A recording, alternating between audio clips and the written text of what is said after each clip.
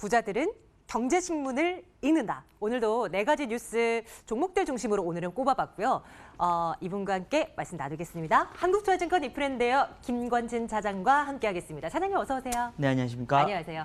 오늘 네 가지 종목 뉴스 모두 다 공통점이 있습니다. 최근 한 달 사이에 많이 올라온 그런 네. 종목들 중심으로 한번 꼽아봤는데요. 첫 번째 보시죠.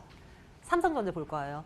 신고가 기록하고 있습니다. 어느덧 꽤 많이 올라왔더라고요. 네, 그렇습니다. 보겠습니다. 낸드 플래시에 이어서 D램도 바닥을 탈출하고 있고 여기에다가 갤럭시 폴드 최근에 나온 거 이거 반응 좋고 이런 겹겹이 쌓여있는 호재 덕분에 주가가 올라가고 있고 외국인 수급 들어오고 그러면서 이제 6만 원 선 목표가도 나오기도 했어요. 증권사에서. 네. 과연 그렇게 될 것인가? 차장님의 시각 좀 들려주세요. 우선은 제가 계속해서 안 좋게 얘기를 하다가 한 지난달 중순 정도부터 조금씩 바뀌기 시작합니다. 분위기가 달라지기 시작했습니다라고 얘기를 해드렸던 게 가장 큰 이유는 뭐였다? 결국은 D램 가격이었다라는 얘기를 해드리겠습니다. D램 가격이 하락이 멈췄다라는 이런 이야기를 여러 번 전해드린 적이 있고 낸드는 이미 반등이 시작이 됐다라는 건 얘기입니다. 이걸 가장 중요시하게 생각했던 이유는 결국은 삼성전자의 어떻게 보면 이익단에서 가장 많이 차지하는 게 결국은 반도체이기 때문이다라고 생각을 하셔야 될 것 같고요. 실제 분위기 좋아지고 있습니다. 그리고 이애들이 좋아지면서 우리나라 시장도 흐름이 계속해서 달라지고 있다는 거 얘기를 해드리겠습니다. 그동안에는 이익단이 계속해서 하락이었습니다.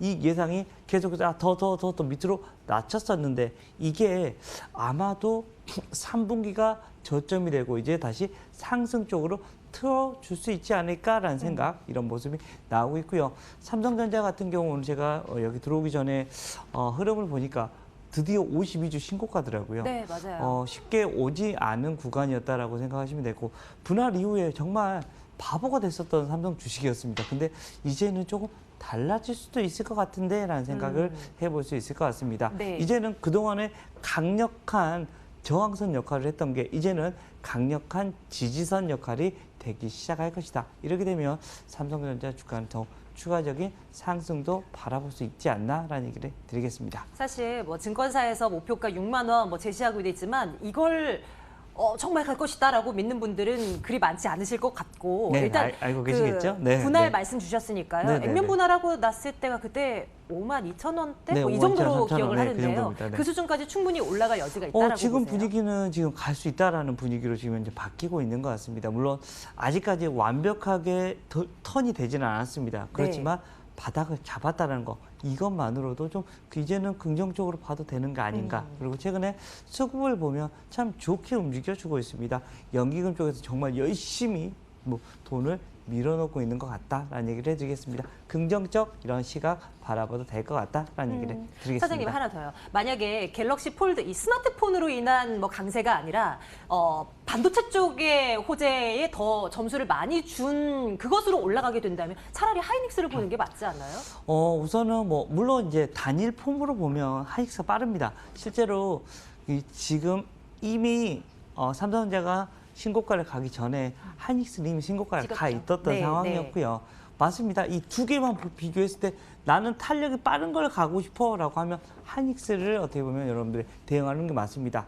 그런데 안정성을 이런 거 그리고 시장의 흐름을 같이 따라가고자 하는 것은 삼성전자가 이렇게 좀 더 낫다. 어떻게 보면 자기의 이런 시각의 차이죠. 나는 그 D램을 어떻게 보면 조금 더 집중해 볼래 아니면 나는 시장에 좀 더 집중해 볼래 이런 식의 흐름을 제 관점의 차이다라고 생각을 하시면 될 것 같습니다. 반도체에 대해서 뭐 사실상 골드만삭스를 비롯한 외국계 증권사에서 사실상의 매도 리포트 나왔었던 그러면서 투자자들의 심리가 위축됐었던 그때 이후 이렇다 뭐 모멘텀을 찾지 못했는데 이제는 턴할 가능성이 점쳐지는 반도체주들입니다. 삼성전자 괜찮다라는 뷰 계속 가지고 가겠습니다. 다음 쪽으로 한번 가볼게요. 이번에는 섹터 보겠습니다. 은행 섹터를 한번 들여다볼까 하는데요. 최근 한 달 사이에 꽤 그래도 올라오는 모습입니다. 물론 이제 찬바람 불면 배당에 대한 어떤 뭐 키워드가 떠오르면서 은행주 바라보는 분들도 계셨을 거고 그런데 여전히 긍정적인 포인트를 찾기가 어려운 것이 핀테크 산업 발전하면 아무래도 이 오프라인 업장을 가지고 있는 은행 입장에서는 저수 불안하지 않을까라는 거. 그리고 일단 경기가 침체되고 있다는 것도 한 가지 요인. 또 국내에서는 부동산 시장이 이렇게 뭐 부진하고 가계부채 이거 잡고 있는 상황인데 은행주들 갈 리가 없다. 이런 시각도 많거든요. 어떤 뷰 가지고 계세요? 우선은 만년 정말 부진했던 은행주입니다. 이번 정부 들어서 어떻게 보면 가장 못 갔던 이런 섹터가 맞아요. 바로 은행주가 네. 아닌가라는 생각을 해봅니다. 그런데 이것을 까보면 실적을 까보면 나쁘지 않았었습니다. 계속해서 그럼 잘 나와 가자라고 많이 했다. 근데 주가는 빌빌빌빌. 이 가장 큰 이유는 뭐냐면요. 결국은 수급입니다. 기관이나 외국인들이 야 이거 매력적인가라고 얘기만 하고 있지 추가적인 이런 것은 없었다라는 거. 그리고 앞에서 우리 앵커님이 얘기해 줬던 여러 가지 악재들이 좀 많이 있었었다라는 얘기를 해드리겠습니다. 어떻게 보면 뭐 하나금융지주가 최근에 좀 많이 올라왔긴 했는데 여전히 여기서 치고 가기 위해서는 또 새로운 좀 뭔가의 동력이 좀 필요해 보입니다. 근데 그건 아직까지는 어떻게 보면 규제에 대한 얘기 그리고 규제 철폐에 대한 얘기가 좀 나와야 될 것 같은데 이런 얘기가 조금 나오지 않고 있고 어찌됐든 정부에서는 부동산을 어떻게 잡아라 계속해서 어떻게든 잡기 위한 이런 노력을 하고 있다는 거 얘기를 해드리겠고요. 최근 뭐 경기 리세션 얘기가 나오면서 금리 인하에 대한 얘기가 계속해서 나오고 있습니다. 실제 전일 뭐 미국 시장에서 어떤 뭐 0.25 정도 낮추는 모습 이렇게 되면 우리나라의 한국은행도 이런 빠르게 대응을 계속해서 해야 된다는 거 여러분들께 안내를 해드립니다. 이렇게 되면 당연히 은행주들은 어떻습니까? 금리 인하가 좋냐, 인상이 좋냐? 당연히 인상이 은행주들한테는 호재가 나타날 것이다라는 거 얘기를 해드리겠습니다. 즉 여기서 추가적으로 치고 올라가는 것보다는 그냥 박스권의 모습만 나타날 것입니다. 그런데 박스권은 하단은 정말 견고한 시멘트 바닥보다 더 강한 이런 하단도 많이 가지고 있다는 거 빠졌으니까요. 얘기를 해드리겠습니다. 앞에서 우리 아나운서님이 얘기해 주셨던 것처럼 바로 배당이라는 거 그리고 실적이 계속해서 나오고 있다는 거다라는 얘기를 해드리겠습니다. 그리고 돈을 못 벌고 있는 게 아니라 벌고 있으니까 PBR 개념으로는 계속해서 낮춰지고 있습니다. 그래서 나는 성장주, 나는 뭐 가치주 이렇게 투자자들이 있을 건데 이것도 조금 나는 성장주보다 나는 가치주 투자자야라고 하면 좀 박스권 하단으로 오면 베팅을 해볼 필요는 있습니다. 그렇지만 지금 정도 라인에서는 네.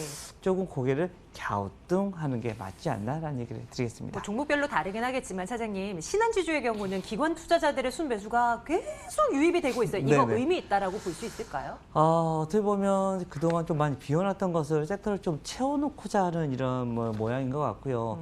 제가 개인적으로는 하나금융주주를 상당히 좋아하는데 하나금융주주가 최근에 좀 잡음이 좀 많으면서 어떻게 보면 신한주 쪽으로 많이 몰리고 있다. 그리고 KB도 KB보다는 신한이 조금 더 최근에 좀 안정성이 조금 더 높아 보이면서 그쪽으로 좀 많이 움직여주고 있는 게 아닌가라는 네, 생각을 네. 해볼 수 있을 것 같습니다. 박스권 대응 전략, 뭐 네. 하단은 견고하긴 하지만 그렇다고 큰 재미를 볼 만한 종목은 아니라는 거 모든 분들 다 아실 거고요. 은행주에 대한 시각은 뭐 한 중립 예, 그 정도로, 그 정도로, 네. 한번 뭐 결론을 지어보도록 합니다. 자, 다음 쪽으로 한번 가볼게요. 이번에는 셀트리온과 산업은행이 손잡고 펀드 조성했다라는 뉴스가 있길래 얘기 나온 김에 이제 셀트리온 3인방에 대한 이야기도 한번 끌어볼까 하고요. 뭐 뉴스는 이렇습니다. 바이오 산업의 생태계를 조성하기 위한 목적으로 돈을 이제 모집하는데 펀드를 이제 내놓는데 최대 한 2,200억 원 이상은 달성이 되지 않을까라는 전망도 나오고 있는 그런 상황입니다. 그건 그렇고 셀트리온 3사의 실적이 또 사상 최대 나올 거다라는 얘기들도 흘러나오고 있고요. 곧 나올 이벤트들도 적지 않다라는 얘기까지 나와 있는데요. 오늘 뭐 크지는 않지만 일제히 빨간불이 들어와 있는 상황이거든요. 이 뉴스 분석해 주시고요. 앞으로의 대응 전략도요. 자, 우선은 뭐 긍정적인 겁니다. 돈이 들어온다는 거니까 무조건 좋은 뉴스긴 하다라는 거 얘기를 해드리겠고요. 우리 정부에서 뭐 제약 바이오는 키우겠다고 계속해서 얘기를 하고 있습니다. 야, 우리 돈 내줄게, 돈 더 넣어줄게라고 얘기를 계속해서 하고 있는 건 맞고요. 우리가 고령화 사회로 계속해서 가고 있다는 것도 맞습니다. 실제로 우리나라나 뭐 전 세계에 어떻게 보면 유일한 성장 산업 어디라고 하면 제약 바이오를 찍을 수밖에 없고요. 우리나라가 고령화가 되면 될수록 뭐가 필요합니까? 약이 필요한데 원재료 정품 약을 쓰면 비쌉니다. 근데 이 바이오 셀트리온 같은 경우는 대부분 우선은 지금 현재 바이오 시밀러 회사 복제약이라는 이런 회사를 이런 것을 만든다는 거. 약 효과는 똑같은데 가격이 싸다. 이 말은 무슨 말? 결국은 이 회사들이 계속해서 매출이 올라갈 수밖에 없는 거다라고 판단을 하셔야 될 것 같고요. 그동안 사실은 제약바이오의 뭐 악재는 정말 쏟아져 뭐 안 나올 만큼 뭐 다 나와버린 것 같습니다. 그래서 지금 현재 최근의 분위기는 어떠냐면요. 제약바이오에서 악재와 호재가 나왔어요. 우리 네, 처음에 네. 우리 10시 우리 뭐 브리핑 시작할 때 그런 얘기 하셨잖아요. 실제 호재에 더 민감할 것이냐, 악재에 더 민감할 거냐. 지금 현재는 호재에 훨씬 더 민감한 시장이다라고 생각을 하셔야 될 것 같고요. 제약바이오 이제는 조금 긍정적으로 봐도 되면 되지 않을까라는 생각합니다. 네. 다음 주에 조금 우리가 지금 현재 기다리고 있는 임상 3상 결과에 대한 헬릭스미스. 뭐 얘기가 나올 건데 네. 그 이야기만 조금만 괜찮게만 나와주길. 나와주면 맞아요. 제약바이오가 한 단계 더 레벨업이 될 수 있는 이런 시점이 오고 있다라고 생각을 하시면 될 것 같습니다. 그죠. 뭐 그동안 여러 가지로 그냥 두드려 맞았던 제약 바이오주들입니다. 그런데 이제 헬릭스미스 말씀도 주셨고 네. 오늘의 경우는 삼성바이오로직스도 강하게 뭐 거의 4% 이상의 상승세를 시현해내고 있는 그런 오늘이거든요. 뭔가 이 제약 바이오 안에서 돌아가면서 튀어오르는 모습도 좀 확인되고 있는 것 같은데 이런 부분들도 다 긍정적으로 보십니까? 네.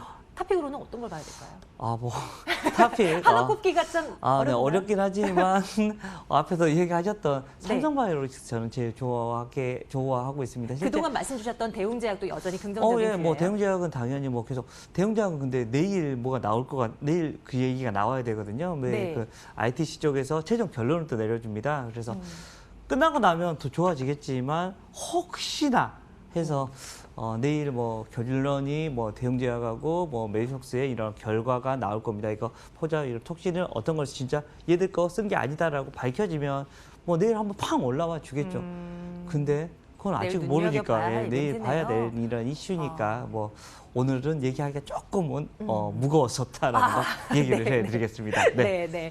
자, 셀트리온 그리고 뭐 제약 바이오에 대한 시각도 좀 점검을 해봤고요. 마지막으로 음식료 쪽으로 한번 가볼게요. 최근 음식료주들도 강합니다. 오리온 볼 거예요.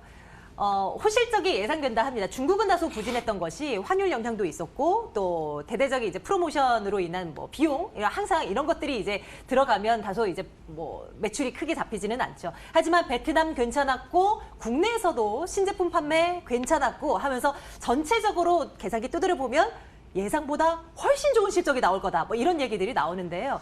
어떻게 보세요? 기저 효과가 좀 있었던 거다라는 얘기를 해드리겠고요. 여기 과자 중에서 우리 아나운서님 뭐 좋아하세요? 저는 과자 킬러예요. 저는 봉지 과자 좋아해요? 네, 난 정말 킬러- 좋아해요. 다 그래서- 먹어요. 주면 아마 앉아서 그냥 다 뜯어서 다 먹을 거예요. 그래요? 좀 그렇다. 예. 저도 제가 이 군것질 좋아하세요? 꼬북칩하고 좀 많이 좋아하거든요. 네. 그래서 항상 집에 사져 있는 거 이런 과자입니다. 그런데 실제 오리온 같은 경우 제가 참 많이 사랑하는 이런 기업인데 그동안 좀 많이 힘들었습니다. 그런데 최근에는 좀 좋아진다는 이런 모습 이야기가 많이 나온다. 근데 아직까지는 어떤 얘기냐가 많이 나와야 되냐면요. 작년에 좀 좋았습니다. 그래서 올해는 별로 안 좋을 거야. 작년에 워낙 좋았으니까 작년 대비해서는 이렇게 우리가 다 비교를 하게 되어 있는데 그거는 좀 아니었던 것 같다는 거 얘기를 해드리겠습니다. 네. 실제로 까놓고 보면 나쁘지 않게 나오고 있습니다. 우리 앵커님처럼 봉지채 먹고 안지채 다 먹는 이런 분들이 생각보다 여전히 많이 있다라는 생각을 하시면 될 것 같고요. 그런데 야 그러면 여기서 사도 돼? 라고 하면 박스권 매매 정도로 한번 생각하시면 될 것 같습니다. 막 우리 앵커님이 뭐 과자 봉지를 한 봉지만 먹지 4-5봉지 연속으로 먹지는 않을 것 같습니다. 혹시 먹는 건 아니죠?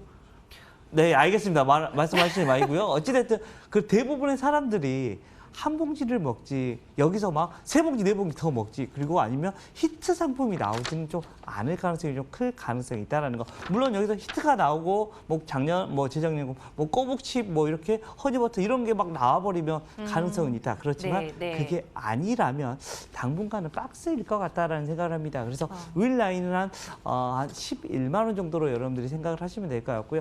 아랫 라인으로는 한 96,000원 정도의 생각, 이 정도의 이런 박스권 대응만 당분간은 하시면 된다라는 얘기를 드리겠습니다. 가격 라인까지 점검을 다시 한번 해보시길 바랄게요. 오리온까지 점검을 했습니다. 부자들은 경제신문을 읽는다 김권진 차장과 함께 말씀 나눴고요. 저희는 여기까지입니다.